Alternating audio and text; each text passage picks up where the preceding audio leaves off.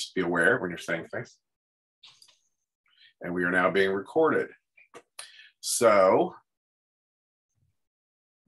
very shortly we'll go on. All right, Jim, your host. You're all good. All right. Well, thank you very much, Pat.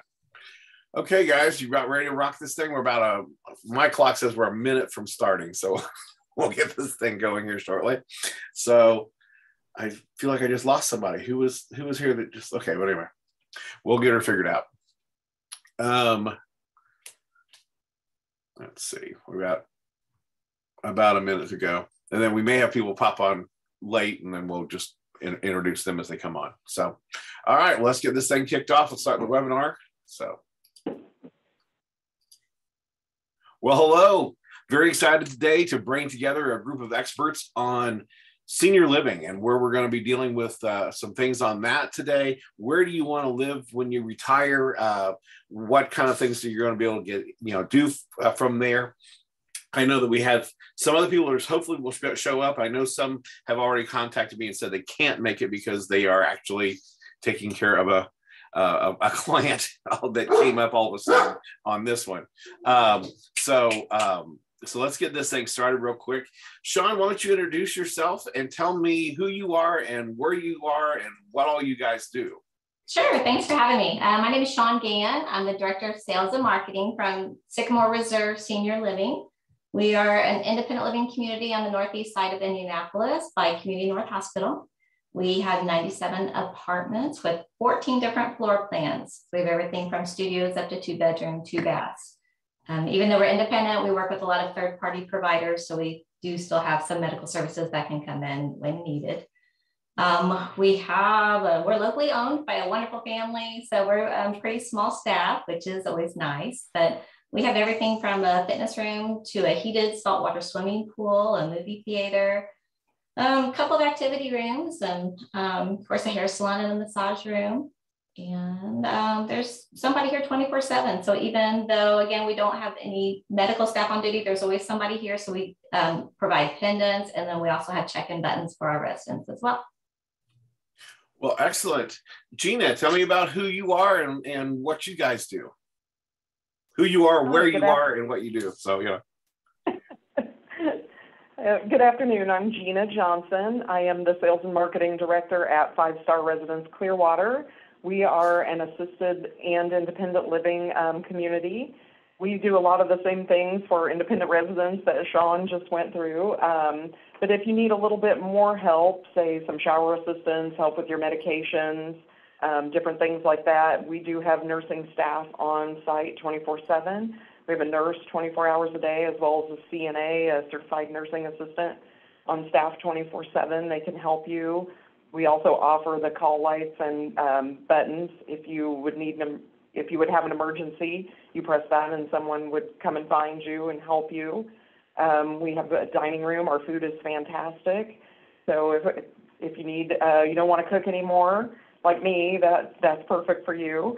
And then we also have 6 garden homes. So if somebody is interested in more of a home-like setting, but they don't have to cook, you can have your meals with us.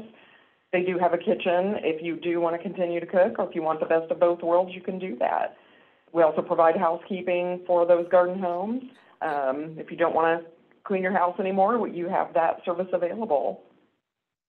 Well, very good. And Teresa, this is the first one of the panels you've been on with us, which I'm very excited about. So Teresa's one of our newest LifeScope pilot members, and she is outside of Seattle. So let her introduce herself and what you do out there. So. Well, hi, Jim. Teresa Barthol here with eXp Realty and Lifestyles to Live. I actually, I am a real estate agent and do teach classes to real estate agents on serving seniors. And I am very passionate about that, serving seniors in my real estate career here after some 20-some years in the business. So Mill Creek is my lifestyle choice, and we live in a community that is built around a golf course here, and it's attractive to a lot of folks who are retiring or doing that lifestyle choice and wanting to be members of the country club and be golfing and doing all that kind of thing. And then we're here, Mill Creek Town Center, which has restaurants and grocery shopping to, the top. I call it my 10 in grocery shopping. I love Town and Country Market. So it's a very fun place to be, lots of walking trails and beautiful surrounding and secure. We have a community association that provides security for our neighborhood as well. So, and then, close by for you guys that represent the senior communities, we have, several of them that are near here that, provide the institutional rentals and care options for seniors as well. So within walking distance of some of the homes here, it's nice to have your parents living there. If that is what is happening in your kind of life, that you're needing to retire and then care for your parents at the same time, works well here. That's my story. All right. Well, thank you very much. Well, I am going to wear two hats today. I'm with Life's Co-Pilot. Obviously, we've built this platform as a resource for information for the seniors and their families to be able to get free resources of information from experts rather than their barber's uncle's, best friend, giving them the information. So we try to provide that.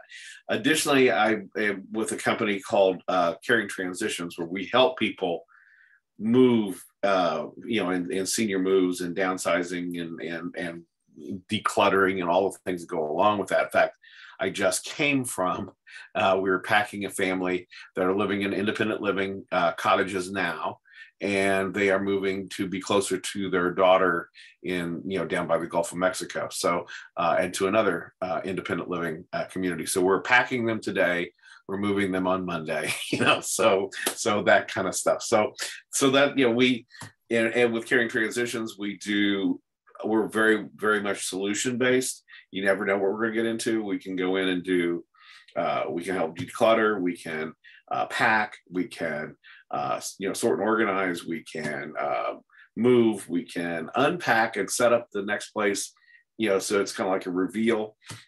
And we can also do estate sales, online auctions, clean outs, so pretty much we can solve that problem on the other end. Because I think that's something that people, Sean, I would say, and Teresa and Gina, all of you guys, your clients a lot of times know they need to do something, but they stall because they look at that and panic with all the stuff they have to figure out what to do with. So, so that's what we're here to do, help them get into your places. So tell me, so when we're working with clients, and you guys get a chance to do this every day, okay? What do you think it is? Do you think it's fear that stops people from making a move that they probably should? What do you think? One of the things that when someone's looking at this, they've been in their home for, let's say, 10, 20, 30, 40, 50 years, and now they're trying to decide how to get something that's better fit for them. What's an early conversation like for you guys? Teresa, a lot of times you're probably going to be one of the first ones that talks to them. I would assume so, when they're trying to figure out how to sell their house so they can afford to give them one of the other places or what have you. So how does that conversation usually come about for you? Well, it's certainly a consultation, and I like to do it with the homeowners as well as their family members in collaboration, right? It's nice to have everybody in the room. I think what holds people back, fear is probably one of them. Not, having some preconceived ideas about what their lifestyle would look like on the other side of what they have.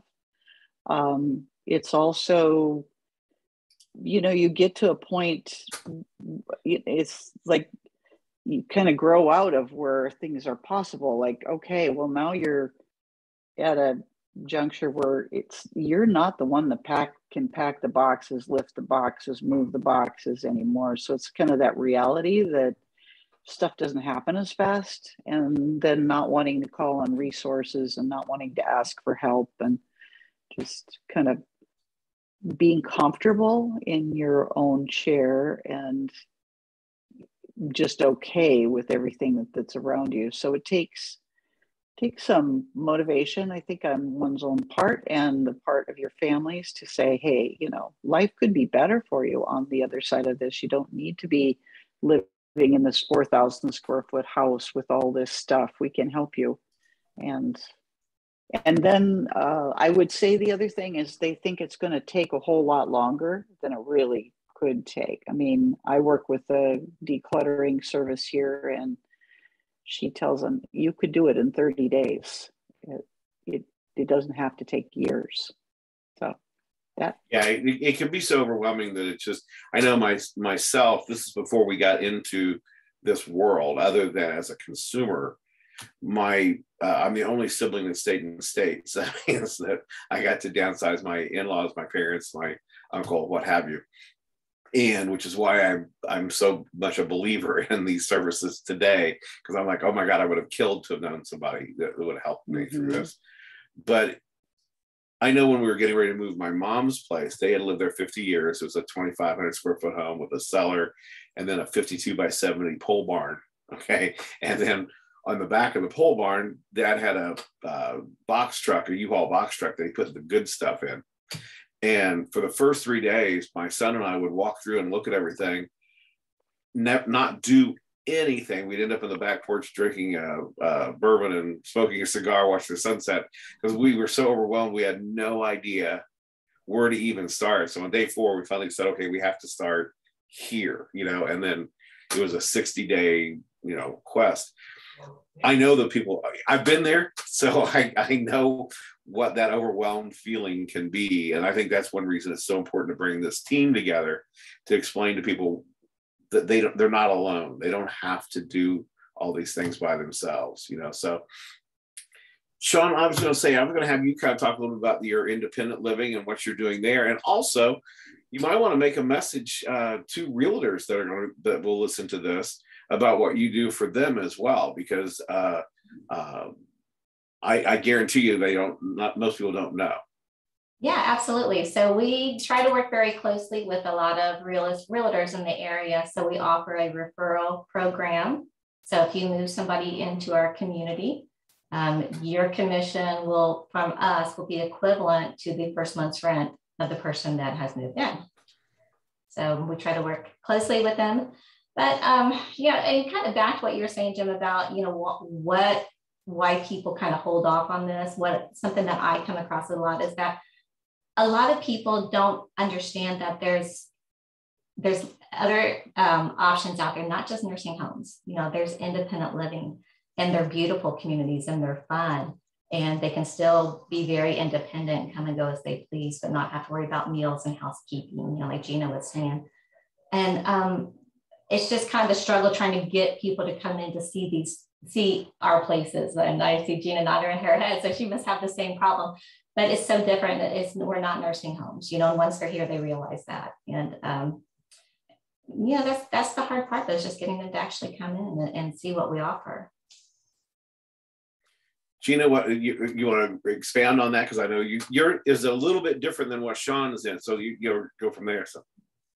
Yes, I totally agree with what Sean is saying. They, especially with assisted living, people start to think, well, is this a nursing home? And, we're not ready for that yet. So how are you different? And so when they come in, we just try to explain the differences and through the tour and just sitting down and talking with the family. And then, of course, they're worried about finances. That's another big thing. Can I afford this? How do I pay for assisted living? How do I pay for independent living? And part of our job is, to help them with even more resources that can help pay for their stays in assisted living and independent living. And I'll put out there that COVID has slowed things down, for people wanting to come in because they're afraid that it's not safe. And I guarantee you it's very safe for people to come in. We're opened back up for visitation. They can come into the apartments and see their loved ones and not worry. Yeah, it's much different. I think a lot of people have a preconceived idea that all all assisted livings are nursing homes, which is they are very much not. You've got independent living, you've got assisted living, you've got memory care, you've got skilled living, and they're all very different, each one unto themselves. Some communities might have multiple offerings, but they're very different in those different offerings. So they're not what they were 30, 40 years ago. So, that's a big thing to get people's heads around. I think most of the people that I've seen that have made that transition are just like amazed and like, why didn't I do this earlier? This is really, they feel healthier, more vibrant, more involved. And I think it's just a big boost from my experience anyway. Yeah, a lot of times it's just getting some social activities, and there's some opportunities there that really make a difference.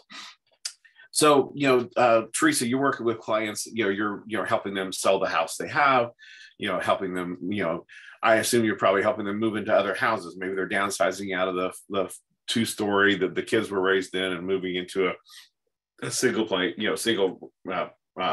family home or whatever, or a condo. That's another step through that whole process as well, is it not? Yes, it is. So, we have also what's called an additional dwelling unit here with a lot of folks that have family that have a little larger properties. They are doing, the little, bring in build another residence on the property for their parents, right? So that's another transition. Or it is that, downsizing into, we have lots of condos here that are in the 1,200 to 1,500 square foot range that, they're part of a homeowners association. So you eliminate all your ongoing maintenance and care for your home, and then you've got something smaller and more manageable. I think the hardest part in some of this is what I call my stuff loves me, is that, you start taking a look at things that are in your house, and I had a little story that I've been telling over the holidays, is something as simple as my mother's recipe box, just kind of got me. It's just like this little box, very simple, but it speaks to me. My mother had it, my aunts had it, my mother wrote these recipes, it's her writing, it's all the things I could see as my family, did cooking in the kitchen. That's okay. Now, how am I going to let go of this box? So it translates, I guess I tell the story because it translates into many other things. It's the pictures on the walls, it's the furniture, it's the tchotchkes, all that. It's hard for people to let go of that stuff. And so how do you do it in a respectful and energetic way? Kids don't necessarily want it. If I asked my sons if they wanted that recipe box, they'd go, "Are you serious? What?" Means nothing to them, right? So that is the hard transition, I think. And I like to help my clients with, getting them in contact with, transitional help and organizers, that sort of thing. But I think I like to take time to respect that place where people are in their transition too. It's like just as you were talking, some of the things that we've done with caring transitions recently, just some of the recent clients we've dealt with, every time I walk into the door, it's a different story, and you have to figure out what that particular client, what their wants, needs, and desires are, and what best fits them. And a lot of times it's not a quick one, it's not something you just make a quick change and get it all taken care of. I just got a question for you real quick. Kathy asked, what did you do how'd you deal with the recipe situation, the box situation? Oh, well, I put it back in the cabinet for my own personal story, but I'm not ready to move yet. But it is just, it spoke to me as this is what my clients are going through. It was like, they take pictures of it, memorialize it some other way. There are ideas, crafty ideas that people are doing with different things. I also had a hanky collection that I turned into artwork and cards for friends, and I've been giving them away to my friends on birthdays, just kind of repurposing things. Also an idea, but yeah. I think box that one of the things that we have personally at our house, what we started doing, because we had to clean out all of our family's houses, okay, and we would find things that were new that had never been unpacked, and there must have been for a special occasion someday, that never, and right.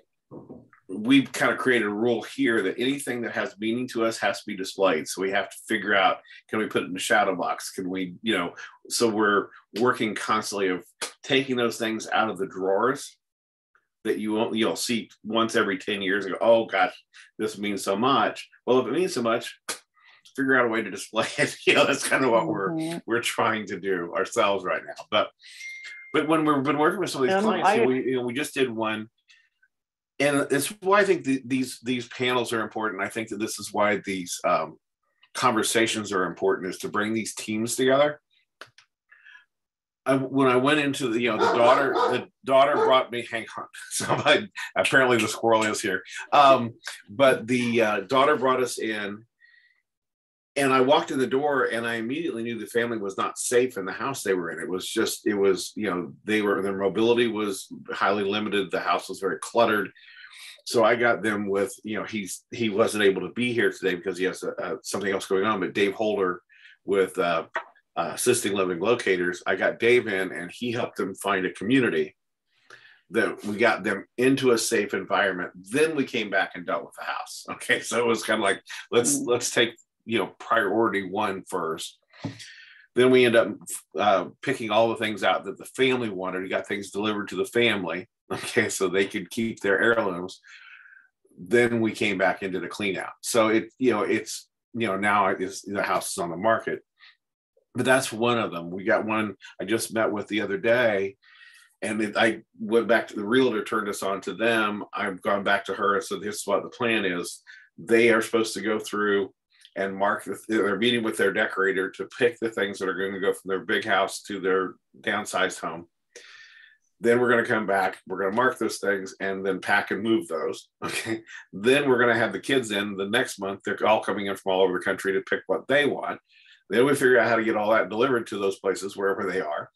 Then we do a sale. Then we do a clean out. But it's, you can't just flip a switch on somebody. Now, if we have somebody that has a timeline, we can do that. But if they were in a situation that we can actually just piecemeal it to get them done. Do you guys, Gina, for instance, do you have, when you're working with people, how many of them start the conversation with you and have a period of time before they are actually in your community? I guess, Sean, you can have that same question. Do they have to ramp up? I know that my family, we never planned for anything. So we always had to do it over the weekend, because it was a panic situation. But what do you run into with people that are actually putting their ducks in a row and getting things done? Gina, your sound's off for some reason.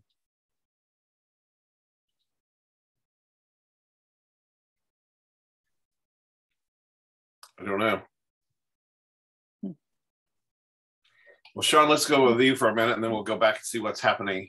Okay. I've had a little bit of everything. If people are coming from other communities, obviously it's a little different situation, but I have quite a few people actually that have moved in from out of state, and then of course, that's a little bit of a longer process, but, I've even worked with people for years before they move in.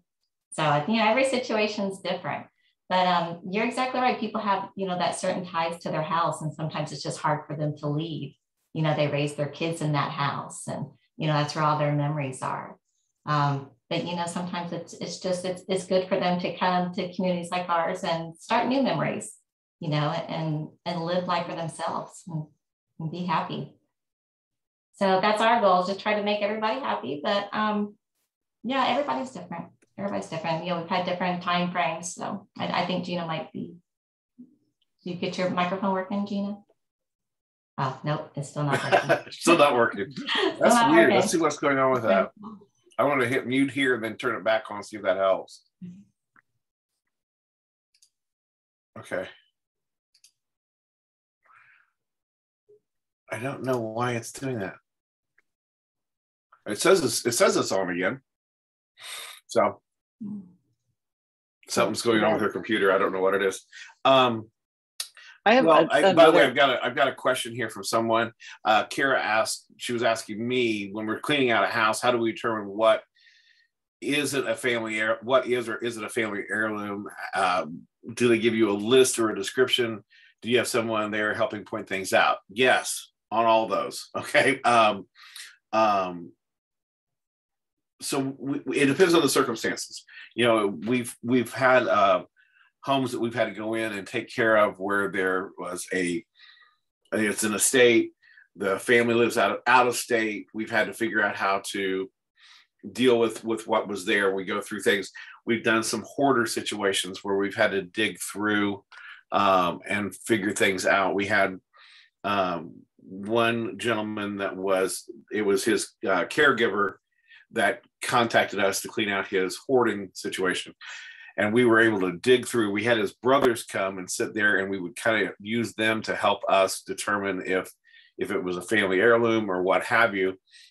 And we were actually able to, and you had to imagine this house. It was a situation where I knew there was furniture in there, but I couldn't see any, because the only thing I could see, because all the stuff that was piled up, was the top drawer or the top shelf of one bookcase. So it was 5 feet deep of stuff in there. And we still found his VA papers that were going to be able to help him, be able to pay for his senior living. And we found a wad of $100 bills about the size of my fist, which was nice. It was in a bag in a box at the bottom of that stuff. So we can sort through and find those things. If a family member, sometimes they'll give us a list of things to look for, so we'll do that. And sometimes it's just, you're just having to guess, if it depends on the circumstance. So I don't know if that answered the question or not, but Gina, are you voice? Can you hear me? Hey, look at you. There you go. I don't know what happened. But along the same lines that Sean was talking about, a lot of times when people come to assisted living, it's an emergent situation. Families maybe been to rehab, and rehab saying, hey, it's, you've met your time and you need to find a safe place to discharge to. Last Friday morning when I was coming in at 8 a.m., I had a family there ready to tour because the family was being released from rehab. So I can kind of be like Sean, and it would take months for someone to admit, or it might take a week for them to admit. It just depends on the situation, but we're ready when they need us. That's excellent. Well, one thing too, I was going to say, Teresa, I'm sure that you work with clients and help them with like a reverse mortgage purchases as well. We had, I don't know what happened. Tom was supposed to be here today, Tom Hedrick with Hallmark, and he was going to be here to kind of go through reverse mortgages.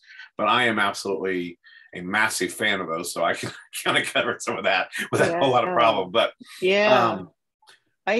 I agree, Jim. That is a great tool. I mean, there's just many levels of it. The more I learn about what reverse mortgage has to offer, the more excited I get for people about it. It's, to start off with, it's just a way to kind of manage your cash flow if you're needing that help. And you have, most people have lots and lots of equity in their homes these days, but you can, tap into that, not have any payments per month, which is huge. Use that money to, downsize or move into a senior living community for, one partner needs that kind of assistance. That would be a way to pay for that too, I would think. And, just a good way to, kind of manage things. And it also is a good, conversation to have with your family, because some people are just thinking, well, they don't want to ruin it for their children inheriting things, but actually the kids can still inherit the house. They can purchase the house later, or, it's not that idea that it goes back to the bank is a myth that needs to be dispelled. And it's one of got those things lots that of very good few offerings realtors for even you. understand what this is about, which is unfortunate because that's why a lot of people aren't really learning about it. But you can do so many things with one. Let's say you want to stay in the home you're in, but you need more cash flow. You can change it to where you can get, you can get a monthly payment from it. You can get a lump sum payment from it. What I'm really intrigued with, and I'm actually considering this myself right now, is I had somebody explain this to me. I'm going, oh my God, this is brilliant. You can do a reverse mortgage. If you're 62 or older, you can do a reverse mortgage. And let's say you have your house paid for. You could, or you could, if you didn't have it paid for, all of a sudden your payment goes away. Okay. But you could then have three pockets of pools of money or buckets of money. You would have the house, what's, say 50% of the house, as the house value keeps going up in this inflationary time, you would still benefit from that growth. If you didn't need the money, the other half becomes a line of credit that grows at about 8% a year. Okay. And so that just keeps going up. And then if you were making a payment, let's say you were making $1,000 a month or whatever it is, you take that and all of a sudden you can start putting that into a retirement plan or an investment plan. You can't take money out of the reverse and put there, but if you're making a house payment you no longer have to make, you could reallocate that. Now you have three buckets of money building up for your retirement. I mean, who knew that was available? So I was talking to somebody that's got a lot of financial smarts and they're very, very affluent. And what they're doing with theirs is they're using that line of credit. They don't need the money from their reverse mortgage. So what they do is they wait for, but they have to take out so much money per year by law with their IRAs and, what have you. So what they do is they take minimums out, and then about once every 5 years, they take a bigger chunk out of those. And that same year, they pay back the reverse mortgage and, that's been accumulating and pay it back and get that tax benefit that year. So they've saved like $100 and some thousand in taxes. Okay. Well, most people don't know that you can do all these things, that you can buy another home. You go in, they're downsizing and they want to buy a house, and they can go in and buy a house and use that reverse mortgage to purchase. So there's, they can use that money to help pay for in-home care if they want to stay where they are. So this is one reason I wanted to that as in this conversation, because it just opens a pool of money that opens doors for people. So if they decide not to do that, and then, one of the things that we have, another company that we have in our umbrella is a company called True Blue. And True Blue, we can actually provide maid services, house maintenance services, if you want your filters changed. So if you want to stay in your house, we can do that, for somebody there. If you're not going to stay in your house, or you're not downsizing to a ranch, then, we can, Sean, and you have the independence as well, don't you, Gina? Yes. So, some condos or whatever. Yes.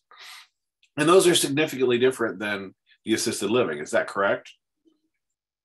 Yes, they are. It's more like a home. Yes. So it's basically gives you that opportunity to different kinds of steps of where you want to be. And what's the age requirement? Is there an age requirement for yours or for yours, Sean, on that? We just think ours to be, I'm sorry, Gina, ours for 55 and older. And actually 55 and older? Yep, our youngest resident is 55 and our oldest is 102. Wow. That's great. Yeah. We're right along the same line, 55 and older, and I think our oldest is 99. Now, do you, Sean, I know you do like short-term leases and stuff like that. Do you do that as well in those units, Gina, or? Our leases are month to month, but we can do something called respite, where if a family was going on vacation and they needed a safe place for their loved one or friend to stay, they could stay with us for 1 week to 30 days.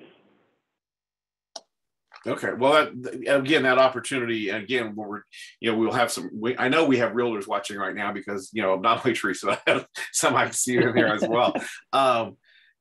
But that's an opportunity for someone that's house is downsizing. They're afraid in this market they won't be able to find a place.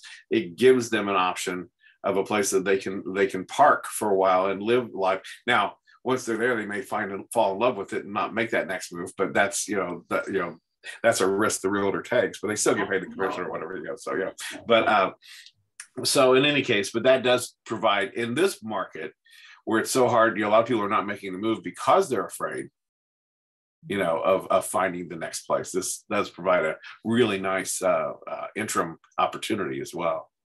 So what would you say to people that are trying to make the decision, trying to figure out, Gina, you're big on my screen right now, so I'll go to you first.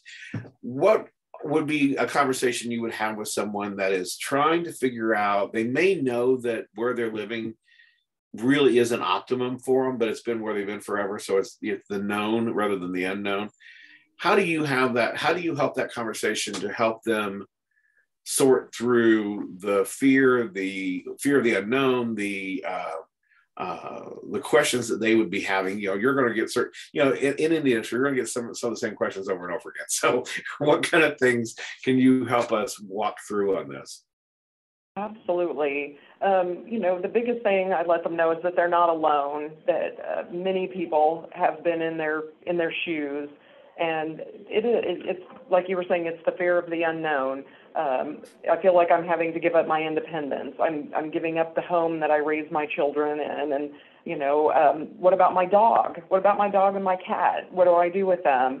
And I just let them know, hey, you can bring your dog, you can bring your cat, bring your mother's recipe box and display it somewhere where you can see it. And it will be a conversation starter when you start to socialize with more people. Again, finance is a big question for everyone. How am I going to afford assisted living? And, I talk with them about some of the other options if they're looking into those or if they qualify for those. And, again, I just let them know everybody that's here has been in their shoes. The families have been in their shoes, and that they're not alone, and we'll help them through this transition. Sean, do you find the same kind of things, or? Yeah, I do, but I think I approach it just a little bit differently because I like to know what they're looking for, first of all. So if they're not looking for an apartment in one big building, then we're probably not a good fit for them. But I also like to be a resource for them. So if my community is not a good fit, if they want just a freestanding, like a condo with an attached garage or something like that, then I'll refer them to Gina or, to other communities that, we have relationships with, because we work together. And that's another thing that a lot of families don't understand. To me, Gina's not my competitor. She's almost like a coworker. We refer back and forth. So I just kind of go from there and see exactly what they're looking for and make sure that I help them find a good right fit for them. Well, and the thing is, there's a lot of people that want to age in place. They want to stay where they are and they want to make it work. The challenge is sometimes that house may not work real well as it sits. Okay. So in irony, my parents stayed in their house, a lot longer than probably they should have. Anyway, but like, for instance, I kept trying to get them, because they only had a half bath on the first floor and Dad became confined to the first floor. And I found a way to redesign that bathroom down there and make it a full bath, but I could never get them to let me do it, And then we sold the house, and those people immediately did exactly what I was thinking about doing. I'm like, it would have worked fine, but it made their life so much easier. But there's ways you can do that. You can bring in contractors to do things. Somebody that's on a lot of these panels with me is Jack Barlow with AmRamp. They'll come in and make a house safe for a family with ramps, with grab bars, with whatever you need to do. So those are some things that can be done. You're talking about the finances. I don't know if either one of you guys offered that, but like VA, there's VA aid and attendance, there's Medicaid, there's Medicaid waiver, there's all these different things out there and a lot of these rules have changed dramatically over the years. Used to be like Medicaid only pays to stay in a skilled living. Okay. We're in Indiana here. I don't know what it's like in Washington, Teresa, but Indiana, we're very fortunate that it's one of the better states when it comes to Medicaid waiver. And it's probably because we got fairly frugal, politicians here. And so the idea of paying $10,000 to $12,000 a month to be in skilled living, or $3,000 to 5,000 or whatever to be in assisted, they like that 3 to 5. And so they figure out a way to make it work with the Medicaid waiver, and save the state twice, half the money or whatever. So there are ways of doing that today. I strongly recommend working with someone that's a professional, be it an elder law attorney or a VA or a Medicaid specialist, because they deal with it literally every day, and I know my own family, we've been doing that. I know enough to be dangerous. Okay. but I just go to my attorney and they make sure everything is where it's supposed to be. So, but it takes some of that fear out of this. Cause I guarantee you, I know myself, before I got in this industry and learned these things, it was terrifying because I saw how expensive it was for my family to be in assisted living. I saw how do you pay for this? Well, then you start finding out, well, there's a lot of different ways, that you can get the resources there, so that to me is a big deal, that if you seek out these resources, like I say, this is why we do these things. And if you go to Let's Copilot, we have whole libraries of these videos where you can go in and learn about these different aspects of it. It takes some of the fear away. I know myself, I'm not nearly as concerned about it because now I know, okay, there's this, so what, yeah, so Teresa, we kind of tailor this answer, I think, more to any realtor that's listening too, okay? Because I know you're coming on, and I can't remember what day it is, but you're coming on and doing a whole hour on working with how realtors need to really work in this industry and work with seniors, and I'm looking forward to that. But can you kind of give us a shorter version now about some of the things that realtors need to be aware of, or a client working with a realtor that's a senior specialist, what they need to be aware of as they're trying to go through this process? Yeah, well, I think it's important, first of all, to meet your clients, the seniors, where they're at, and just kind of determine what resources are going to be helpful. I think for real estate agents looking at it, the resources, the collaboration with the senior living communities, or the collaboration with the certified aging in place contractors or the reverse mortgage people, those are all key relationships that we need to have. Experience I've had sitting down with a client is they don't know what they've had long-term care insurance they've been paying for, and all of a sudden they forgot that they could use that, or they have veterans benefits that will help them pay for this senior living community experience. So didn't realize that was an option. They didn't realize that, I have somebody that could help them determine which senior living community is right for them, because I have senior placement services here. We don't deal so much directly with the senior living community, but there are, aging in place or scenarios too, and there's lots of care communities that do by the hour care, or just a whole plethora of things that you sort of have to bring into your arena and have some knowledge about. So that's what I try to impart on my clients, and know that it's a place where maybe you'll be talking to your client for several years. It's not going to happen just in 30 days. It might be, I taught a seminar 4 years ago. This lady is still tracking me and following me and talking to me. She'll move someday, but she's got things that she has to resolve first. So it takes compassion.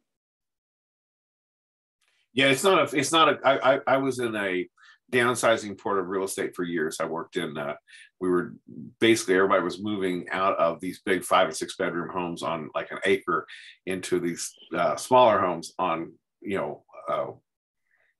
50-foot wide lots. Okay. And they would come in, and first of all, they'd have sticker shock because they couldn't believe that the smaller ones were more expensive than the house they were getting rid of, and then they'd go back. I think they go back to their house and see all the stuff and freak out, about what am I going to do? How am I going to do it? How do I, every house that they've moved to up until that point, they've added to it. They've taken all the stuff from their old house, moved it to the new house, and then added more collections. And then the idea of downsizing means that what are we going to do with mother's china cabinet? What are we going to do with, the kids' toys? Because they're going to still want those. They don't, but but they, I have these conversations on a regular basis. They believe that the kids are going to come and take all these things. I'm going to give them a little clue. They're not. Okay. So they don't want your china. They don't want your china cabinets. They don't, there's a lot of things. Well, even beyond that these days, Goodwill doesn't want them. Is the Assistance League that takes lots of stuff, they're not taking some of this stuff anymore. I've had experience myself putting it on OfferUp, trying to sell it online. It's not my oak table, my oak coffee table. Nobody wants it, right? It's that that reality that you have to come to about who really wants this stuff that you have. And then don't fall into the trap, I say, putting it in storage, because that's just out of sight, out of mind trap of keeping it in storage.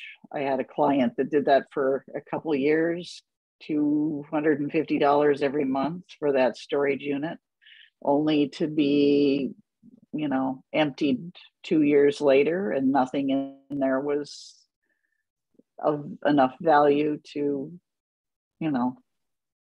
actually recapture that money. It was just money out the door, right? Should have taken to Goodwill or to the dump or something prior to that. It's just was avoidance of making the ultimate decision on what to do with the stuff. Open up those boxes. There's nothing in there worth saving. It's been sitting there for the last 20 years. You haven't looked at it. It's not going to do you any better in storage. And you're right. It's so expensive in storage, and moving it around and paying to move it and then paying to move it out of storage. I'm sitting here right beside me right now. I've got a poster of Johnny McEnroe that it's a signed poster. My brother-in-law was a professional tennis player, so that's how that came about. And when he passed, we were in cleaning out his storage unit that he'd had for 2 or 3 years, and that was the only thing that we didn't throw in a dumpster. So I guarantee it wasn't worth the thousands of dollars that he spent, on keeping that place. And I was at a Caring Transition seminar, and there was a couple that had just joined Caring Transitions as the new franchise owners, and it was their own story that brought them to it. Her parents were divorced, but they both either passed or had to go to assisted living, something all at the same time. So they had to clean out 2 houses at the same time. So they completely filled their basement. Okay, they completely filled it. So they haven't really used it in 10 or 12 years. And then they've got these storage units they rented, and they figured out that they have spent $27,000 on storage units.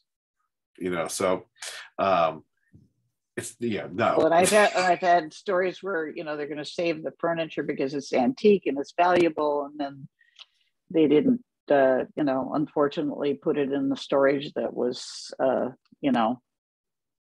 humidity control, moisture, all that. And by the time they got 10 years later to take the stuff out, I think they were spending like $350 a month to store this, amazing bedroom set. It was now rotted, so worth nothing after 10 years of storage fees. So yeah, great. It is one of those things. Is trying to. That's part of it. Is educating people on that pianos aren't going to sell. Pool tables are very difficult. Big dining room sets are difficult. That type of thing. So it's trying to find. Now, if you got mid-century modern stuff, then that's a whole different ballgame. It is what it is. And things flow, ebb and flow. Yeah. So when someone comes in, Sean, I'm going to pick on you. When someone comes into you, what's the process like? What's it like to? You're probably having people coming in apprehensive about what they're doing. Mm-hmm.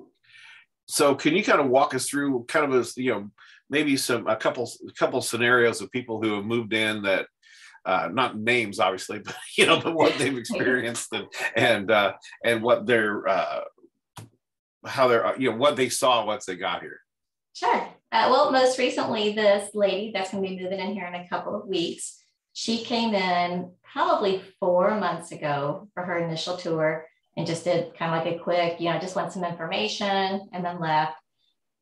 Maybe another month later, came in and toured by herself. Came in another month later, brought her son, came in 2 weeks ago with the son and daughter-in-law. So, I mean, it was a long process for her. And then in the meantime, she even went to Texas to visit her daughter. And she said, I'm gonna be honest, I'm looking at places in Texas too. I don't know if I'm gonna be here with my son or Texas with my daughter, and we'll wait and see. She called me from Texas and said, I'm going to be back on Friday. Can I come in and take another look? And I'm like, absolutely, whatever time works for you. Anyway, so she came back in. And by this time, she's been here 4 different times. So my residents all recognized her. So they come out and they start, introducing themselves to her, kind of joking, saying, you've been here 4 times. When are you going to move in? And, invite her to come and eat with them. And that's what's so neat about my residents. They are so welcoming. And she felt that the minute she walked in the door. And she said she felt that it was very homey. And she said, I felt like everybody here was already my friend. So she's moving in a couple of weeks. So, I mean, and again, every situation's different. It doesn't always happen that way. I've even had somebody that walked in and said, I need a place to stay for about 6 months. When can I move in? And I'm like, you can move in today. Fill out all the, emergency contact forms and stuff. And that's all we need. So, it's pretty neat though, just hearing all of the different feelings that people have when they walk in the door. But a big one that we get is that it's very homey and that they always feel very welcomed by my residents. So that's why I use my real residents in all of our advertising, because they love it. Gina, same story. Kind of what do you? Sure. When they come to us, it might be a little bit more involved. We have to get some of their background, their medical background. So we'll reach out to their physician and get some like orders, medications, things that they might need assistance with. We could do it pretty quickly as long as we see that we can meet their needs safely. But, no more than a week. Usually we can do it in a shorter period than that.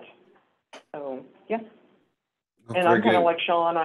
My residents are wonderful. They are welcoming. When they see somebody come in and tour, when are you moving in? That's usually the first question that they ask. So they're great testimonials for us.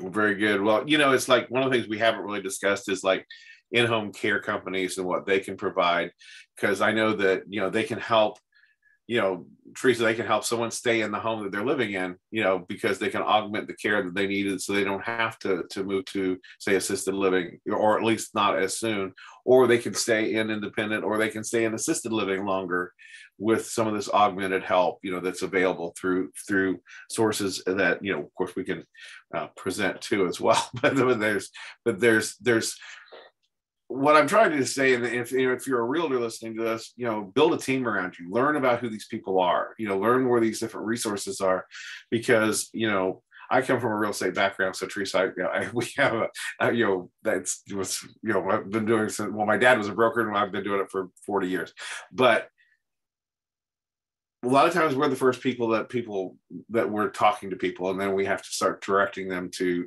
traffic. And, I'm asking our realtors that are listening to this, that are trying to be senior specialists, particularly, to get informed, to get a team built around them so that they can talk intelligently and know that Sean can do this, or that Gina can do this, or whoever can get these things accomplished, and where to go find them. That's one reason Life Co-Pilots there is a resource. But and like I said, I'm very excited about getting. Do you know what day it is you're doing that, Teresa, or when that's coming up? It's in April, isn't it? So, but anyway, I'll look it up here in a second. Something else. Have the realtors tour other communities. They should. You're absolutely right. See what's out there. Yeah, because my building is a lot different from Gina's building. So it kind of depends on what they're looking for. But I mean, that's what I do. You know, when I came down here to Sycamore, I looked at all the communities around here just so I know that, you know, we can be a referral source as well. So I recommend that as well. Well, it's important to know that. It's important to know the people you can go to get questions. You know, like I always try to tell people, I'm dangerous. I know enough to be dangerous about a lot of things. Okay.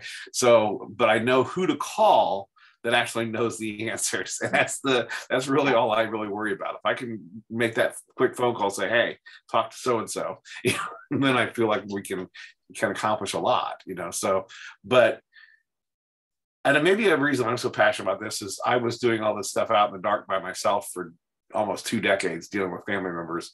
And it's so frustrating trying to figure out what communities are good, which ones are not good. What's, you know, what it's hard to know what to look into. So there are resources that can guide you. Yeah, I agree. I agree there with Sean that touring the communities is really eye-opening. I mean, if you are out there and I'm like, oh my gosh, I want to move in here. It's like a lot of fun, a lot of, you know, you know, it's very homey and very relaxing, and it just you know, ambiance there is really, and the food and some of them is just fantastic too. That's another thing people worry about. But gosh, you can order off the menu for in some of the locations, or they serve, you know, awesome menus at lunch or dinner, and yeah, you got a lot of options. Well, yeah, and the thing is, go tour. Yeah, talking about the options, this is something else. One size doesn't fit all. You know, one community will work for one you know, I've got an uncle in one and a mom in another one. Okay. And they don't like the other person's place. So, you know, there's sibling rivalry even in the 90s. Okay. And so, but they, you know, they both talk about how their place is so much better. And they are different. There's a different culture. There's a different, you know, atmosphere. You know, my mom is not, she has always lived out in the country in a farmhouse by herself and is not particularly social, you know, so she likes being a homebody and stuff. She lives in her community pretty much as a homebody. Okay. She's not out and about and she's not doing all the crafts. She doesn't care. You know, she does what she wants to do. Right. My uncle, COVID about killed him because he has to be gadflying with everybody, you know. That's, you know, when they had them blocked up for a few days, for a while, that was not a happy camper. So the ability to have all these friends and to have all this social activity was critical to him. Okay. And so just because the neighborhoods have all these things doesn't mean you don't have a cruise director forcing you to do them, you know, so you can live your life as you want to live them in these communities. So take what you like. It's kind of a smorgasbord. Take what you like of it and ignore the rest, I guess. Yeah, some of them have gardening abilities, you know, tool sheds or shops for, you know, working on your crafts, or sewing rooms. That's like, whoo. Yeah, you find what works for you, right? Yeah, exactly. Well, I'm going to do a real quick screen share and show you what's coming up. So you can always go to Life's Copilot and see what's coming up as future events. You might, you know, this is the one we're doing today. We have one coming up. Well, this is not us doing, but one of our Life's Copilot members is having their chapter updates on like the longest day programs going on with that they're doing. We have one coming up on the 22nd of February with Christy Freeze, Care by Christy. She has created a book, basically just walks you through everything you need to know about being elder and dealing with all these things. I really like what she's created. And so after years in the business, we have one coming up on March 10th. We have Dustin Ziegler, who's the second in charge over at SACOA, Central Indiana Council on Aging, talking about what the state of aging is in Indiana, which I'm looking forward to that one. That should be a good one. We have one coming up on the 22nd of March, Common Myths on VA and Medicaid, which we were just talking about, by Jeff Stinson. We've got an elder law attorney in Carmel. We have one coming up. Oh, this is Teresa's. So on the April 14th, you'll be in here teaching on that. So we have different things coming up. You can come in here. There's resources here. There's blogs. There's libraries of past ones of these. So you always feel free to come in. It's a free resource for people to go into and look for stuff at Life's Copilot. Is there anything that any of you want to say that you didn't get a chance to say before we wrap this up? Well, we talked about the VA benefits tonight, and a big misconception is that VA does pay for independent living. So because the VA aid and attendance benefit does pay for independent living. It does? It does. It does. I have about 8 residents here because they still do physical therapy here, or they have some type of home care. That's and for those who don't know, that's a lot of money a month. That's like, it's over $2,000 a month. So that's a big difference. So. Absolutely. Yeah. Well, guys, thank you so much for coming. I hope that you feel like we've gotten something out here to folks, but I think that we can help people, and any of us would be glad to take your calls, your questions, and all that kind of stuff as well. So thank you so much for coming.